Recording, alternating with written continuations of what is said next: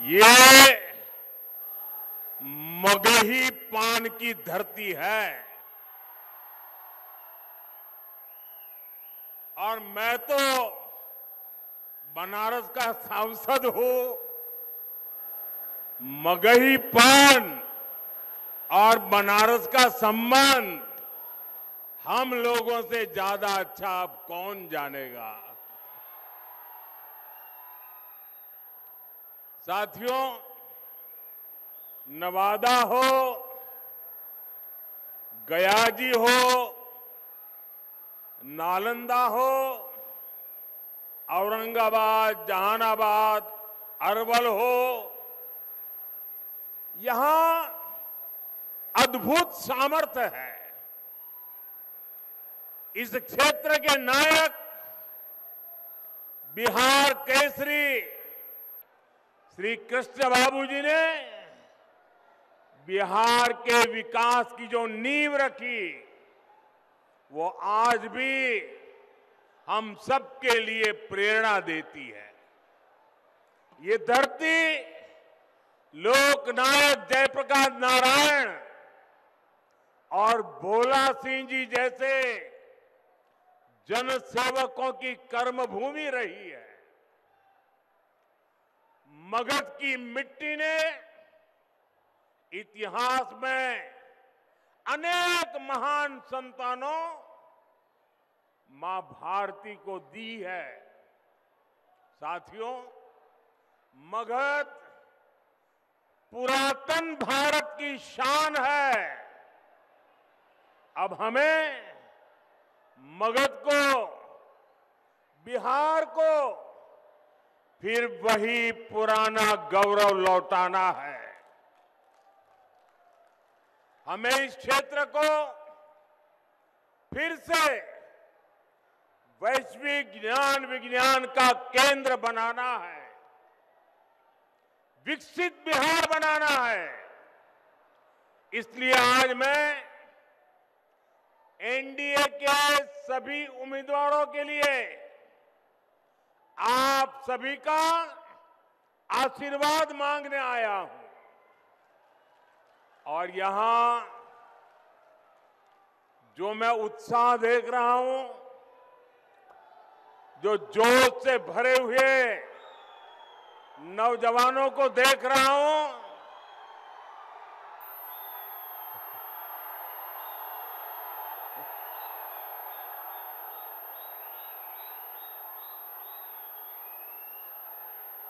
उसका एक ही संदेश है, फिर एक बार एनडीए सरकार, फिर एक बार, फिर एक बार, फिर एक बार, फिर एक बार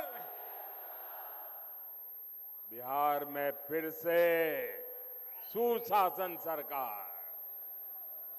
साथियों, यहां बहुत बड़े स्तर पर खेती किसानी होती है।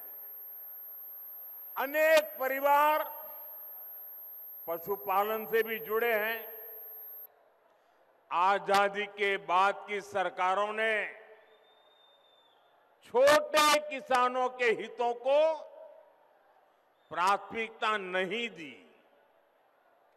इस वजह से छोटे किसान हमेशा संकटों से घिरे रहे। लेकिन ये मोदी है,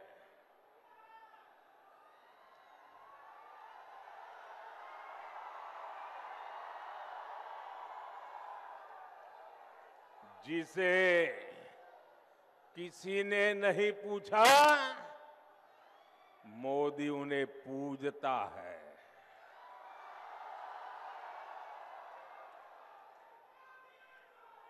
साथियों, बीते 11 वर्षों में हमारी सरकार छोटे किसानों को कृषि नीति के केंद्र में लाई है। आजाद भारत में पहली बार ऐसा हुआ है, छोटे किसानों के लिए बैंक के दरवाजे तक बंद थे। मोदी ने छोटे किसानों के बैंक खाते खुलवाए। आज किसान के उसी बैंक खाते में पीएम किसान सम्मान निधि का पैसा जमा होता है। यहां बिहार के किसानों को अब तक करीब 30,000 करोड़ रुपए मिल चुके हैं। ये मैं आंकड़ा सिर्फ बिहार के किसानों का बताता हूं। और इतना ही नहीं, हमारे नवादा जिले का भी आंकड़ा हम सबका गौरव बढ़ाने वाला है। यहां के 2 लाख किसानों के खाते में 650 करोड़ रुपए जमा हो चुके हैं।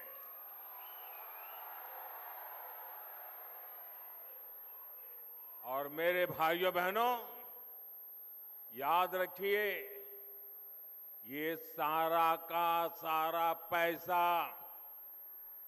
बिना कट कमीशन और करप्शन का सारा पैसा बिना कट कमीशन और करप्शन के किसान के खाते में जमा हुआ है।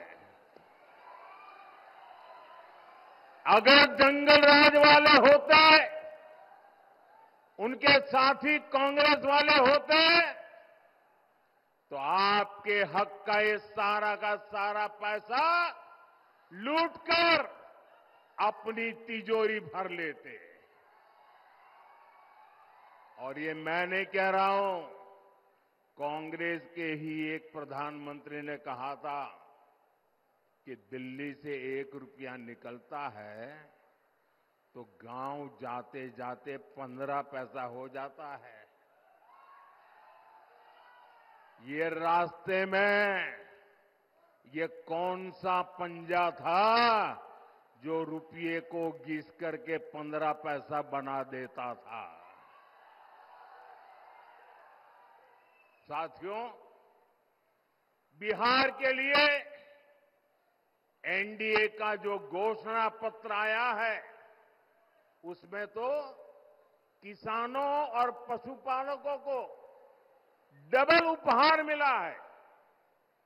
अभी किसानों को केंद्र सरकार, दिल्ली की सरकार पीएम किसान सम्मान निधि के 6,000 रुपये उनके खाते में जमा करती है। अब बिहार एनडीए ने ये घोषणा की है कि यहां फिर से सरकार बनने के बाद भारत सरकार जो देती है उसके उपरांत 3,000 रुपये अतिरिक्त हमारे किसान साथियों को दे दिया जाएगा। साथियों, बिहार की इस मिट्टी ने आर्यभट्ट जैसे महान गणितज्ञ पैदा किए। बिहार की जनता का अंक गणित भी अच्छा है और सामान्य ज्ञान में भी उसका कोई मुकाबला नहीं है। ये चारे वाले सोचते हैं कि बिहार की जनता को चरा जाएंगे, जबकि इनकी रग रग की सच्चाई ये बिहार की जनता भली भांति जानती है। साथियों, आरजेडी हो या कांग्रेस, ये सिर्फ 2 परिवारों के ही इर्द गिर्द सिमटी हुई पार्टियां हैं। एक बिहार का सबसे भ्रष्ट परिवार, दूसरा देश का सबसे भ्रष्ट परिवार। और अब इनके 2 परिवारों में ही बड़ा घमासान छिड़ गया है। यहां एक जंगल राज के युवराज है, उन्हें लगता है कि कांग्रेस के युवराज की पदयात्रा ने उन्हें ही पैदल कर दिया है। और सोचिए, जंगल राज के युवराज को पैदल तो किया ही, सीएम पद के नाम पर कांग्रेस ने हामी तक नहीं भरी। इसके बाद आरजेडी ने भी कांग्रेस को सबक सिखाने की ठान ली। फिर पूरे देश ने देखा है कि कैसे आरजेडी ने बिहार कांग्रेस के अध्यक्ष के खिलाफ ही अपना उम्मीदवार उतार दिया। साथियों, आजकल ये दोनों दल एक दूसरे के बाल नोचने में लगे हैं। और तो खबर ये है कि हर बूथ पर कांग्रेस के लोगों ने आरजेडी को हराने की ठान ली है। आप देखिएगा, 11 तारीख को दूसरे चरण का मतदान खत्म होते ही कांग्रेस आरजेडी एक दूसरे का क्या हाल करते हैं, माथे फोड़ना शुरू कर देंगे।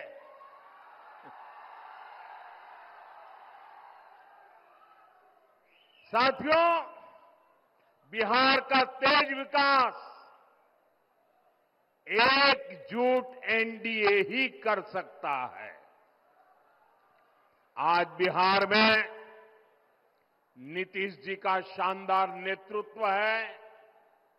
साथ में हमारे पूर्व मुख्यमंत्री मांझी जी है, उपेंद्र कुशवाहा जी है, मेरे युवा साथी चिराग बाबू है, दिलीप जायसवाल जी है, सम्राट चौधरी है, विजय सिन्हा है।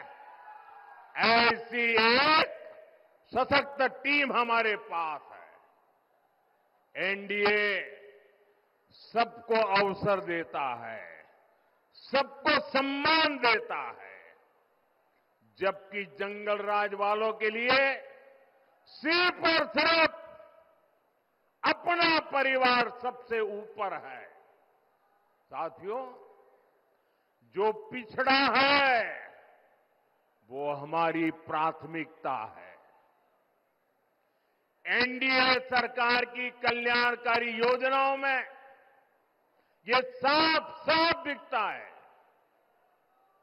हर गरीब को पक्का घर मिले, ये मोदी का संकल्प है। हमारी सरकार ने गरीबों के लिए देश में 4 करोड़ से ज्यादा पक्के घर बनवाए। ये 4 करोड़ घर आंकड़ा छोटा नहीं है। यहां बिहार के भी 60 लाख परिवारों को पक्के घर मिले। ये घर किसको मिले हैं? इन घरों के लाभार्थी गरीब के ही लोग हैं। साथियों, नल से जल हो, गैस कनेक्शन हो, शौचालय हो, बिजली कनेक्शन हो, इसका सबसे बड़ा लाभार्थी भी वंचित समाज ही है। एनडीए सरकार मुफ्त अनाज और मुफ्त इलाज की भी सुविधा दे रही है, ताकि गरीब की, वंचित की चिंता कम हो। साथियों, यही तो सामाजिक न्याय की सच्ची परिभाषा है। और ये परिभाषा बिहार ने देश को दी थी। लेकिन इन भ्रष्ट परिवारों ने अपने स्वार्थ के लिए ही इसका उपयोग किया। मैं बिहार एनडीए की टीम को बधाई दूंगा कि आपने सच्चे सामाजिक न्याय के संकल्प को लगातार मजबूती दी है। भाइयों और बहनों, मगध की इस धरती ने हर उतार चढ़ाव देखे हैं। मैं यहां के सभी नौजवान साथियों को बहुत सतर्क रहने के लिए कहूंगा। मेरे नौजवान साथियों, मेरी बात गौर से सुनिए और अपने परिवार के जो बड़े लोग हैं, जरा उनसे मेरी ये बात की चर्चा कीजिए। आप सोचिए, जब आपके दादा दादी, आपके नाना नानी ने श्री कृष्ण बाबूजी का दौर देखा था, उस दौरान बिहार नई उम्मीदों, नए भविष्य की तरफ आगे बढ़ रहा था। शिक्षण संस्थान बन रहे थे, छोटी बड़ी मिलें, फैक्ट्रियां लग रही थी, लेकिन अगली पीढ़ी यानी आपके दादा दादी, नाना नानी के बाद वाली पीढ़ी, मतलब कि आपके माता पिता, वो वाली पीढ़ी, और जब आपके माता पिता वाली पीढ़ी उनके जिम्मेवारी का समय आया, तो जो आपके दादा दादी, नाना नानी ने जो देखा था, वो सारे सपने आपके माता पिता के आते आते चूर चूर हो गए। क्योंकि तब बिहार में जंगल राज ने पैर रख दिए थे।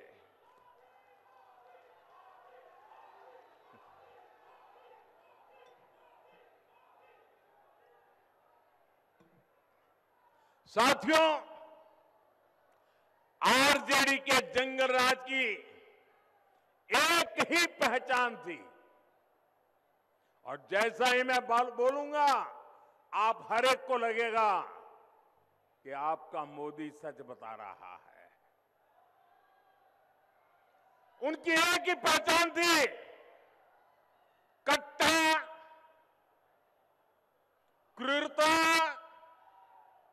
कटुता, कुसंस्कार, कुशासन और करप्शन। ये था कि नहीं था भाई? यही उनकी पहचान थी कि नहीं थी? हर गली मोहल्ले में कट्टा चलता था कि नहीं चलता था?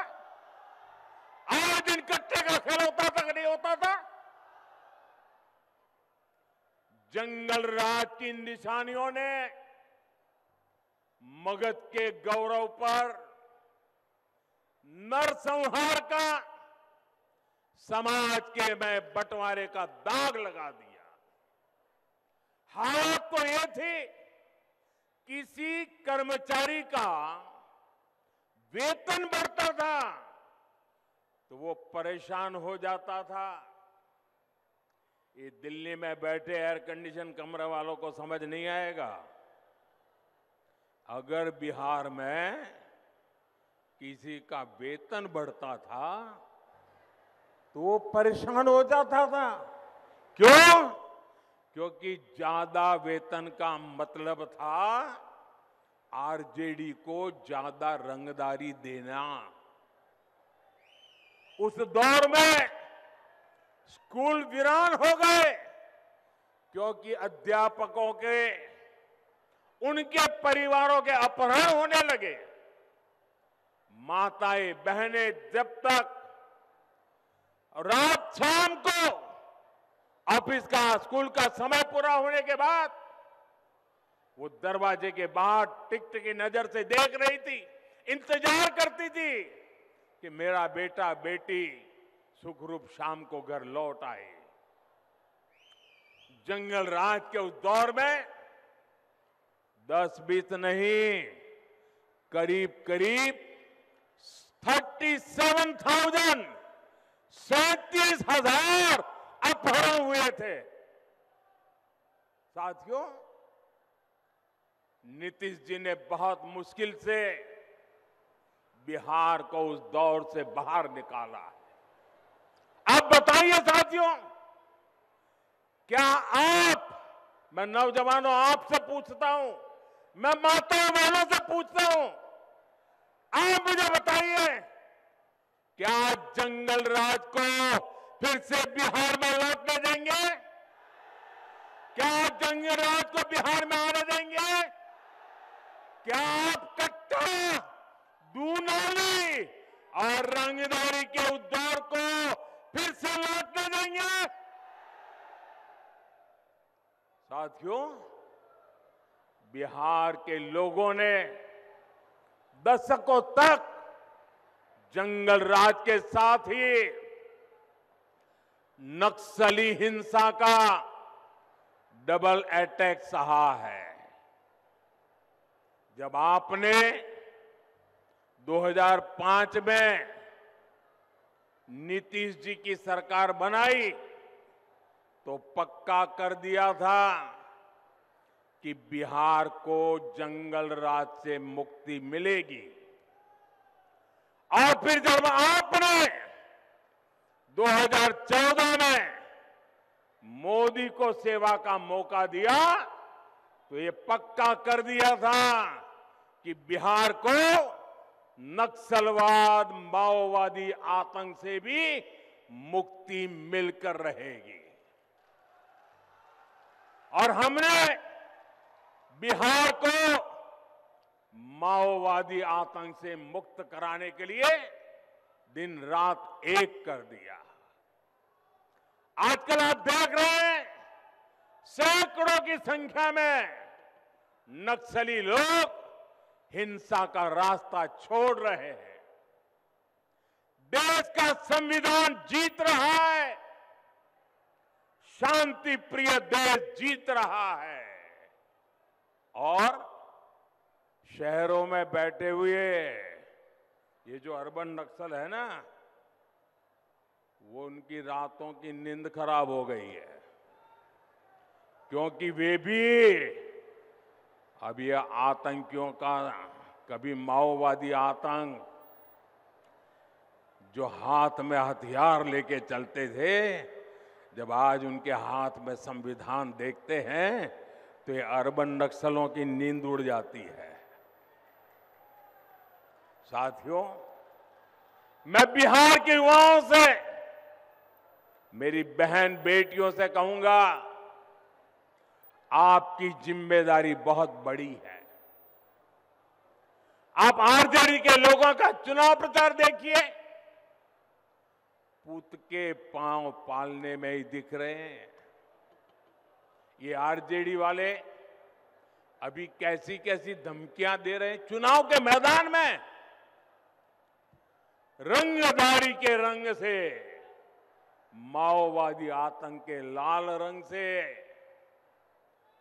मेरे भाइयों बहनों, हमें बिहार को बचाना है और ये हर नौजवान की जिम्मेदारी है, हर मां बहन की जिम्मेदारी है। साथियों, विकसित बिहार, विकसित भारत, ये हमारी प्राथमिकता है। एनडीए के सुशासन का फायदा आप हर तरफ अनुभव कर रहे हैं। 2005 से पहले बिहार में बिजली का भी हाल बेहाल था।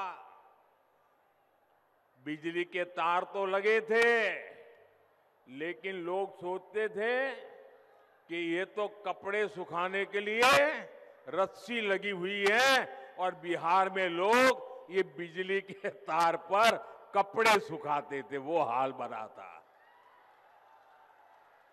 ये हमारी सरकार है जिसने बिहार के गांव-गांव में बिजली पहुंचाने का इंतजाम किया। मैं आप लोगों से एक आग्रह करूंगा, आप में से जितने लोगों के पास मोबाइल है, जरा मोबाइल फोन निकालिए और अपने मोबाइल फोन की जरा लाइट चालू कीजिए, लाइट ऑन कीजिए। सबके सब लोग अपने मोबाइल फोन की लाइट ऑन कीजिए। सब लोग, यहां सब लोग, आप मुझे बताइए भैया, जब आपकी हथेली में इतनी तेज रोशनी है तो लालटेन की जरूरत है क्या? लालटेन की जरूरत है क्या? ये रोशनी है कि नहीं है? आपकी हथेली में है कि नहीं है? आपका भाग्य आपकी हथेली में है कि नहीं है? साथियों,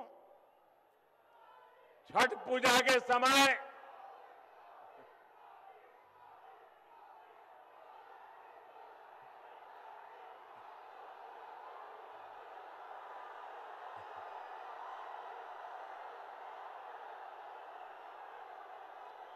अब मोबाइल नीचे करिए भैया, आपका प्यार मुझे मंजूर है। साथियों,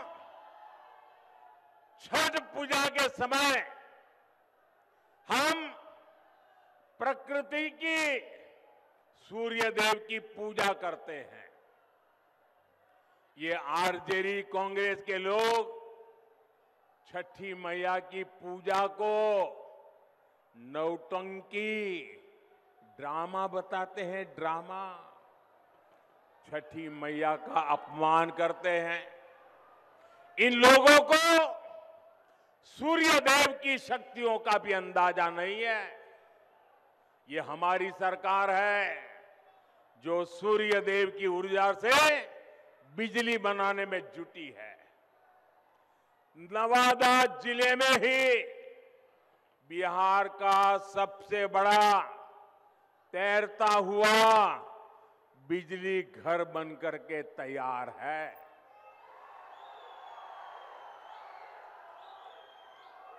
और जो दिल्ली से, बड़े बड़े शहरों से ये चुनाव की खुशबू लेने आए हैं ना, उनको भी मैं कहूंगा जरा नवादा का ये तैरता हुआ सोलर प्लांट देख करके जाइए। लिखे या न लिखे, लेकिन देख करके तो जाइए।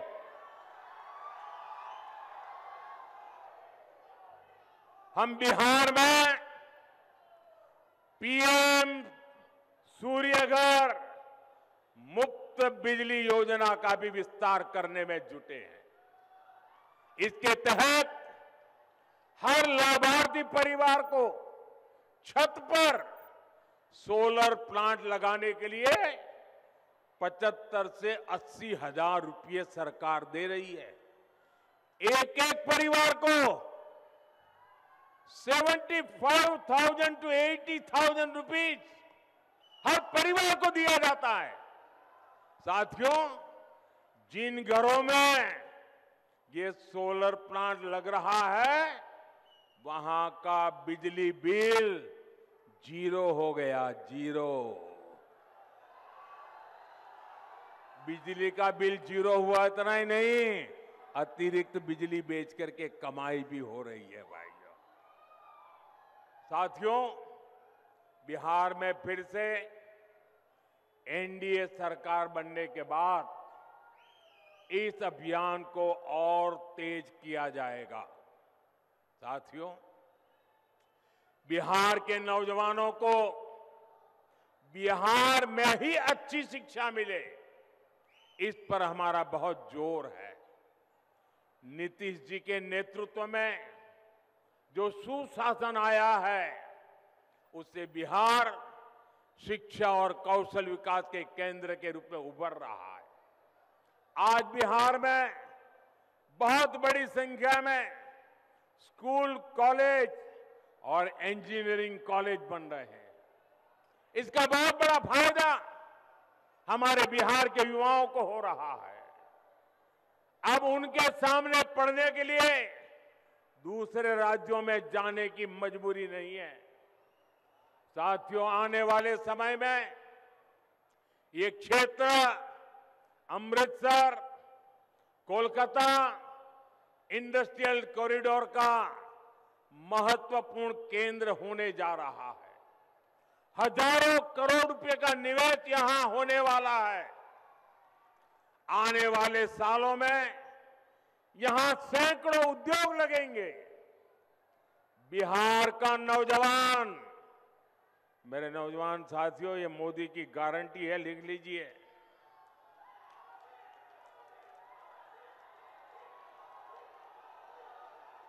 आने वाला समय में बिहार का नौजवान बिहार में ही काम करेगा।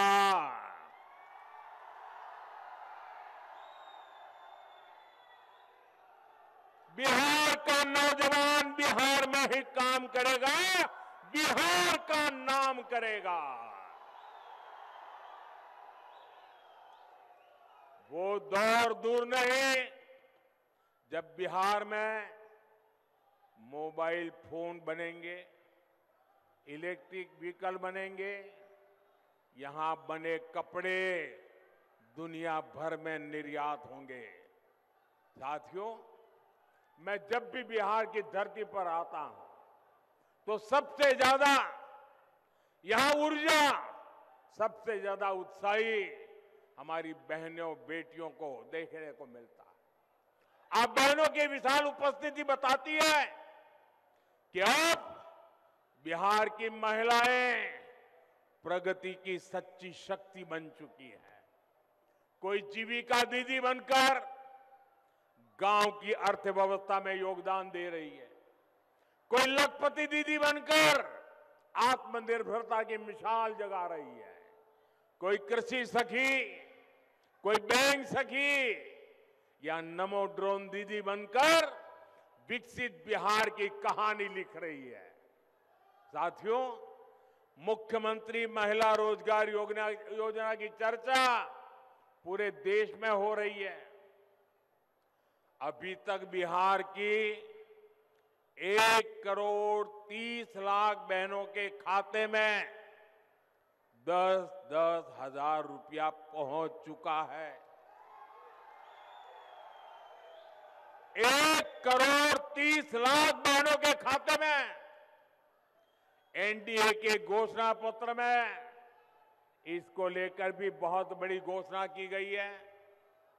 मैं आप सभी बहनों को भरोसा देता हूं, मैं बिहार की सभी माताओं बहनों को, महिलाओं को भरोसा देता हूं, हमारी सरकार कदम कदम पर आपके साथ खड़ी रहेगी।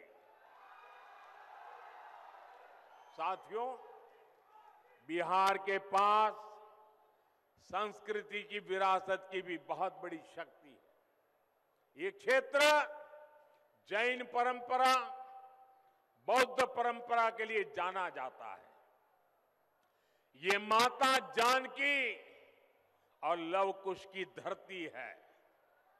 हम रामायण सर्किट के तहत तीर्थों का विकास कर रहे हैं, हम बौद्ध सर्किट के निर्माण पर निवेश कर रहे हैं। हमारा प्रयास यही है कि बिहार में ज्यादा से ज्यादा तीर्थयात्री आए, विदेशी पर्यटक आए।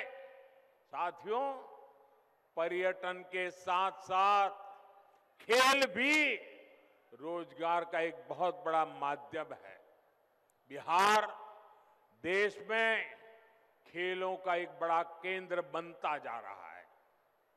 बीते सालों में बिहार इंटरनेशनल स्पोर्ट्स मैप पे आया है। राजगीर में भी शानदार स्टेडियम बन चुका है। अब स्पोर्ट्स में भी बिहार के बेटे बेटी तिरंगे की शान बढ़ाएंगे। साथियों, 6 नवंबर के लिए अब कुछ ही समय शेष है। इस बार हमने देखा है छठ महापर्व के लिए पहले से कहीं ज्यादा साथी अपने गांव आए हैं। मैं उनसे आग्रह करूंगा, क्योंकि लोकतंत्र में मतदान करना ये हमारा अधिकार भी है, हमारी जिम्मेदारी भी है। और इसलिए जो लोग बिहार आए हुए हैं और जिनका यहां की मतदाता सूची में नाम है, उन्होंने अपने इस अधिकार का पूरा उपयोग करना चाहिए। मतदान किए बिना वापस नहीं जाना चाहिए। मतदान करके ही अपने क्षेत्र में जाए।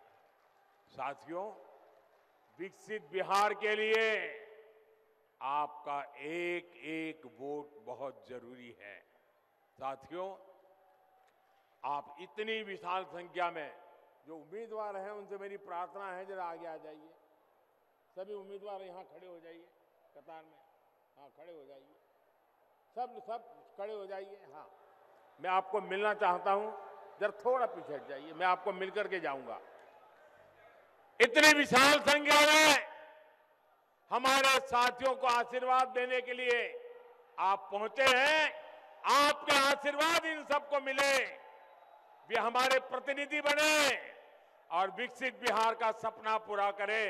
दोनों मुट्ठी बंद करके मेरे साथ बोलिए, भारत माता की, भारत माता की, भारत माता की, भारत माता की, वंदे वंदे वंदे वंदे वंदे वंदे वंदे वंदे वंदे।